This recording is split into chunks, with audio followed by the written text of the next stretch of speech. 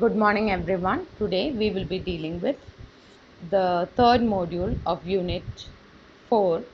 In this module, we will be looking into the different aspects of hypothesis.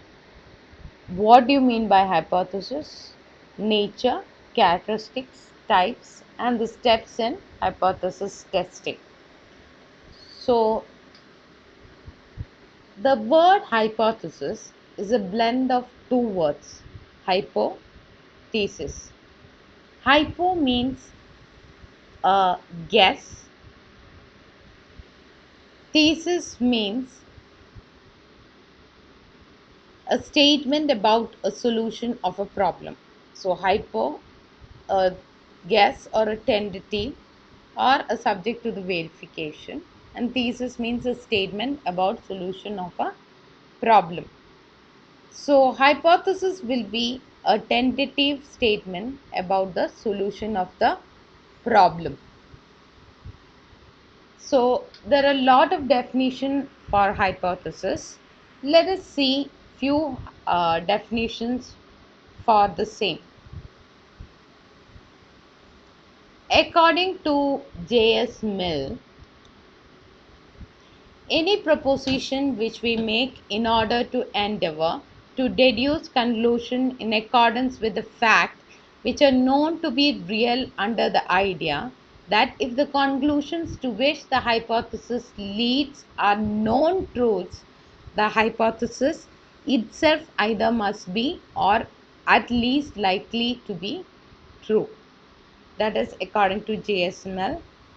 If you want another definition of, say, John W.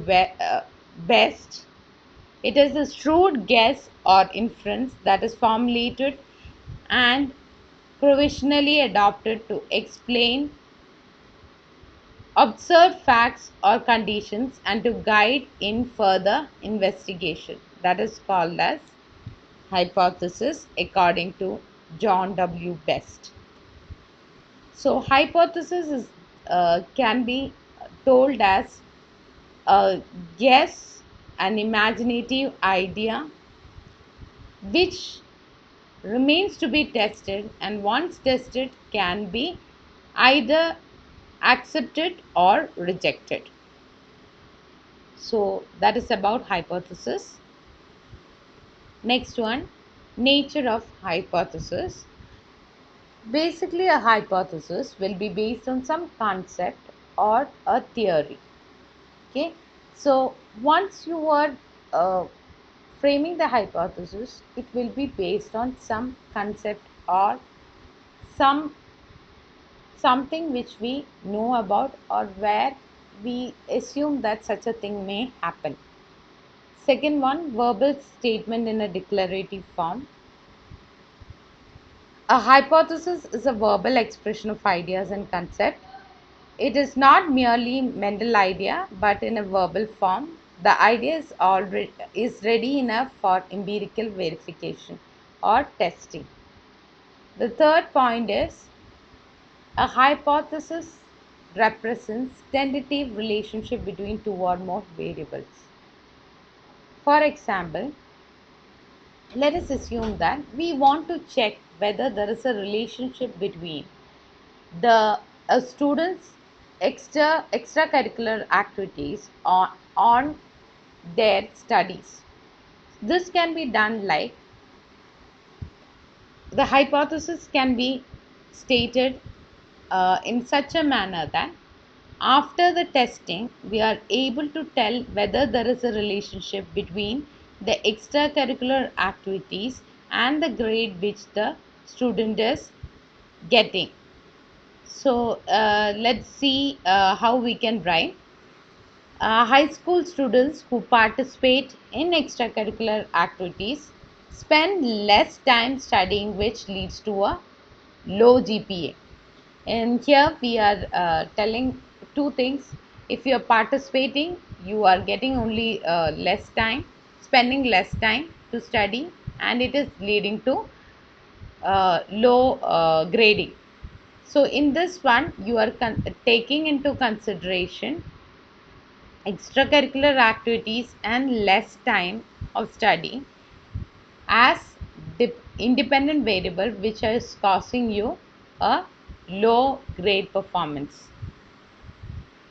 So such hypothesis, after the testing of hypothesis, we will come to a conclusion whether there is a relationship between the extracurricular activities, less time spent on studies, and the low performance or lower grades. So, hypothesis represents the tentative relationship between two or more variables. Next one is hypothesis is always future oriented. A hypothesis is future oriented. It relates to the future verification, not the past facts and information. And the last thing is pivot of scientific research. Pivot means the main thing or which directs. All research activities are designed for verification of hypothesis.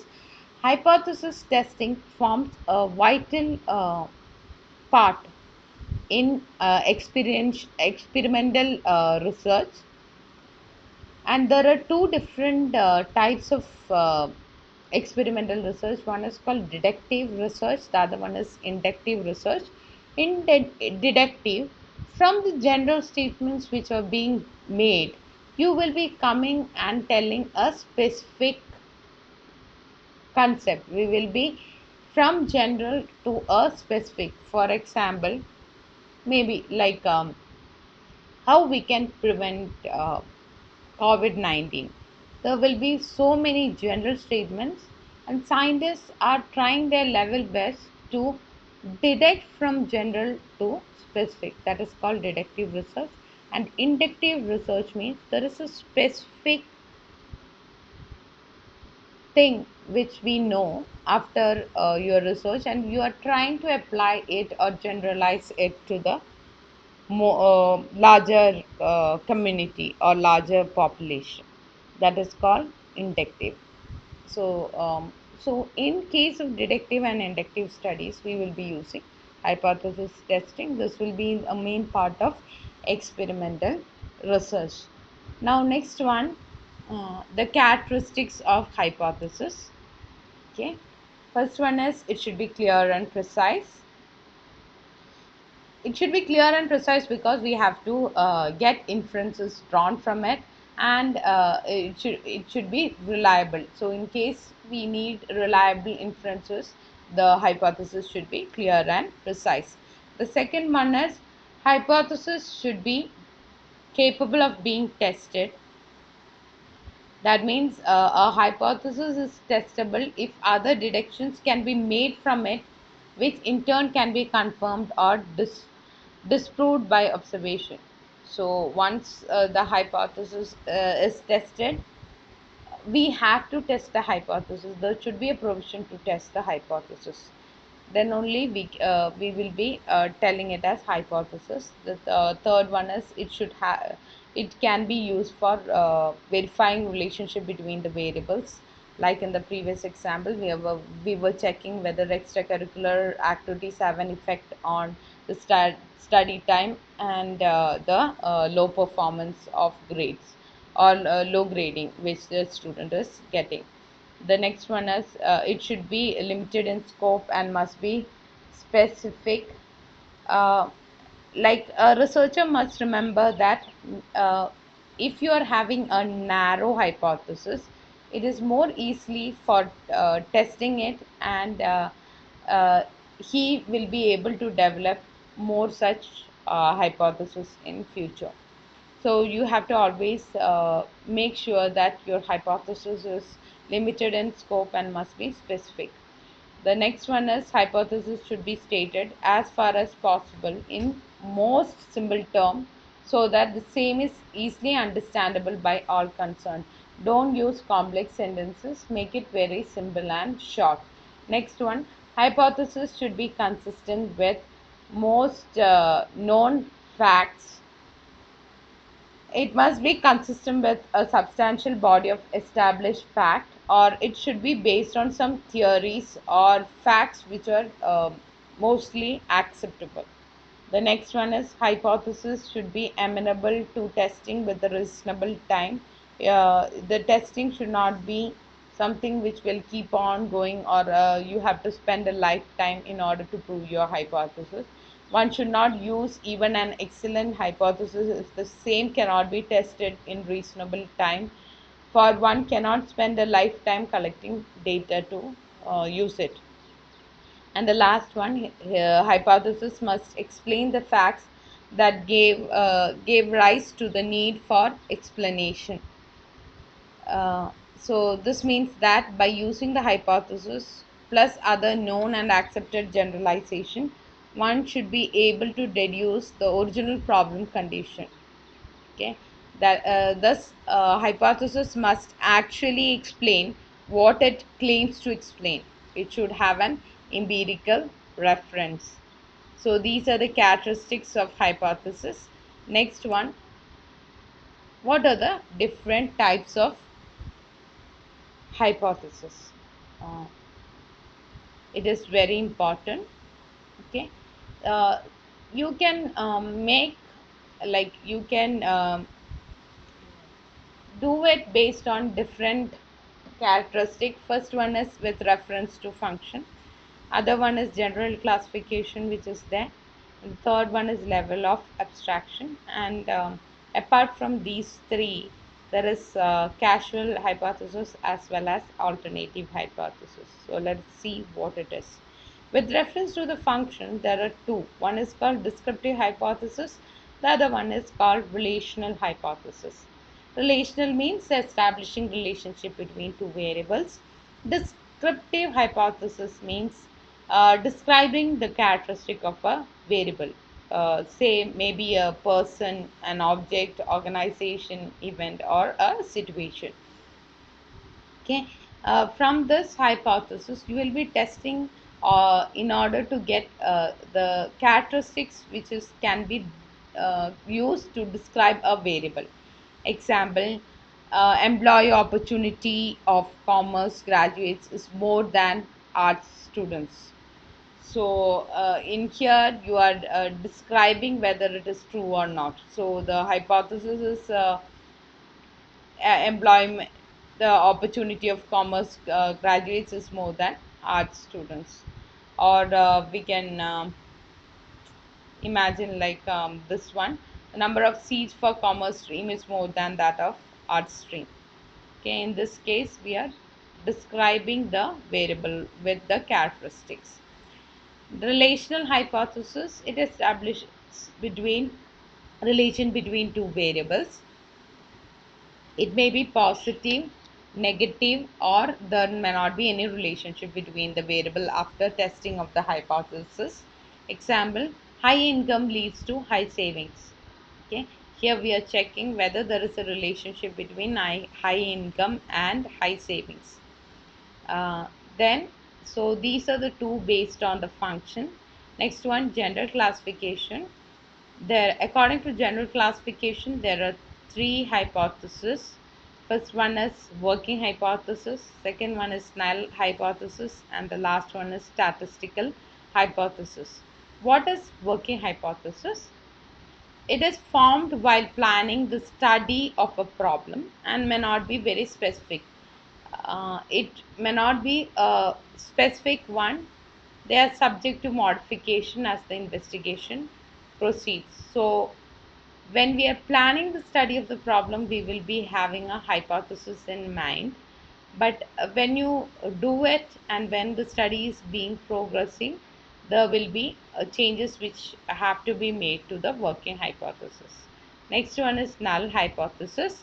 It points out there is no difference between two population in respect of same property. So basically, null hypothesis will be represented or written as a negative statement or a negate statement. And these are hypothesis statements denying what is explicitly indicated in the working hypothesis.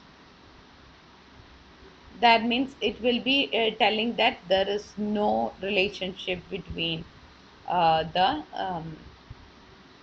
extracurricular activities and the grading.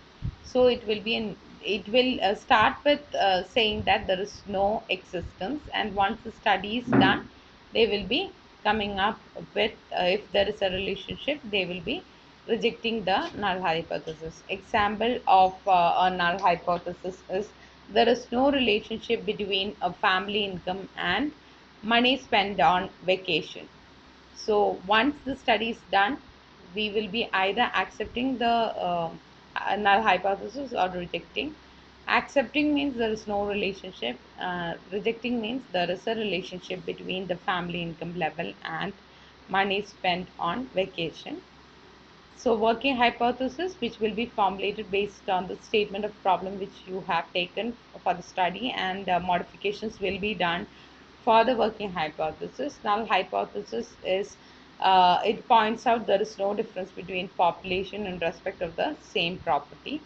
Next one is statistical hypothesis. These are propositions about a statistical population.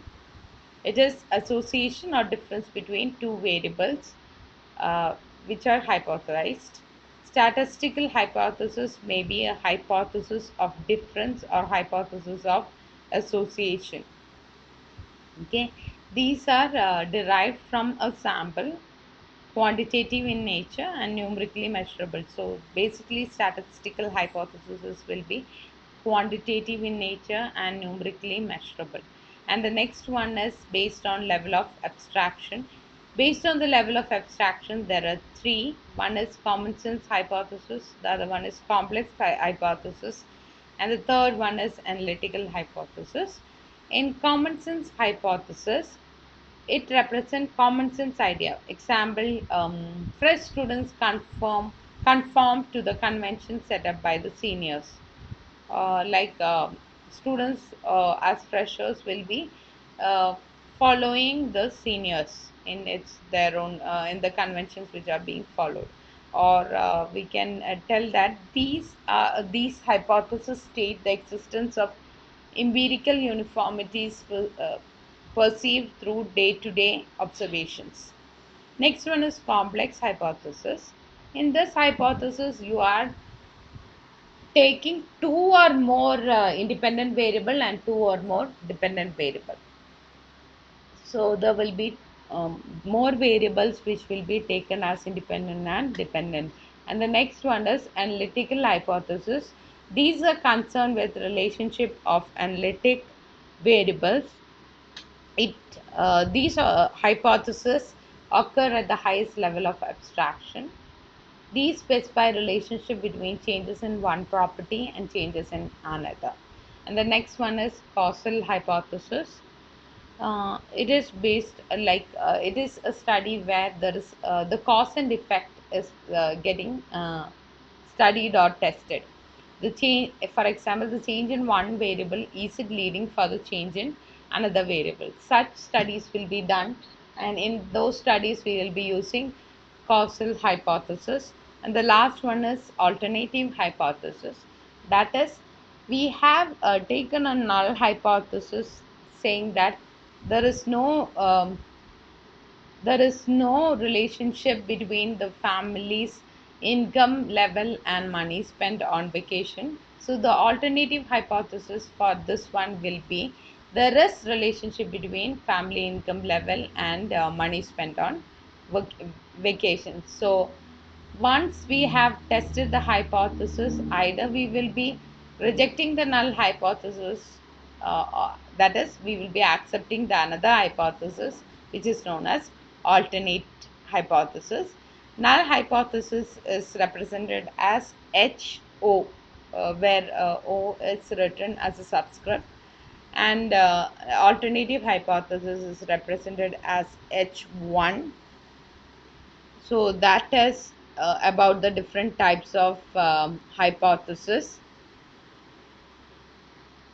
Then the next one is the steps in hypothesis testing. Okay. So the testing is, first we will be formulating a hypothesis. That is, we will be writing down the statement. Okay. So we will be writing both the null hypothesis as well as alternate hypothesis. In case the null hypothesis is rejected, that means we will be accepting the alternate hypothesis. The next one is set up a suitable significance level. A significance level is something that is the confidence with which we reject or accept the null hypothesis. That confidence level will be represented through significance level. We can use any type of significance level, like 5% significance level, 1% or 10%. Usually we will be taking either 1 or 5. If we are taking 1% significance level, that means we have greater confidence to the decision, and 5% means compared to 1% we have less confidence.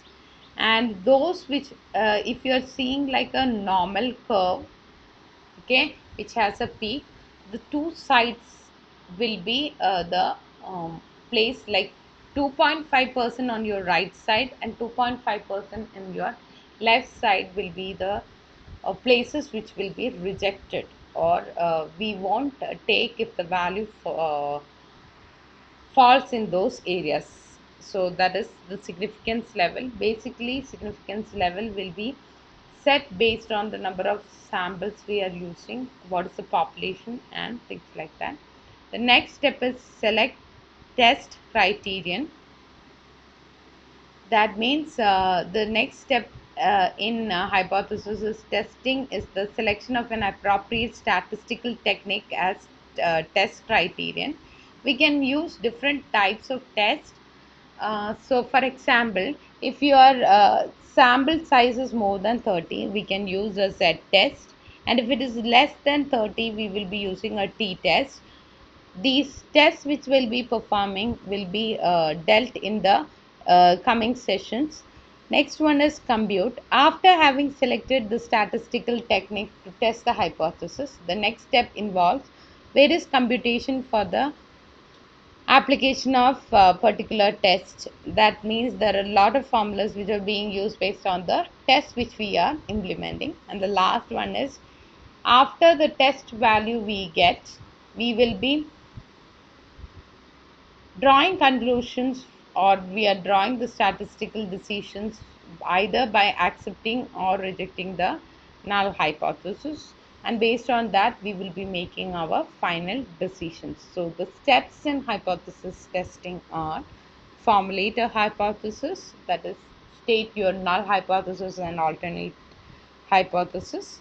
Second one is set up the suitable significance level, or say what is the confidence level of accepting the null hypothesis. Next one is select the test criterion based on the sample size and the number of variables, independent dependent variables which we are taking in. We will be using different tests like T test, F test, Z test, chi-square test, ANOVA test, and so on. The next one is based on the test which we are using. We will be checking, we will be testing the hypothesis, and we will be doing certain computations. And once the computation is done, we will be making decisions on the value which we will get after the computation, whether to go with the null hypothesis or to reject the null hypothesis. Once that is done, we will be deciding the or making the decisions. So in today's class, we came to know what is hypothesis, definition, nature, characteristics, types of hypothesis, and the last one, steps in hypothesis. In point of view of your exam, this is really important. Please go through this module. If you have any doubts regarding this, please feel free to contact me. Thank you.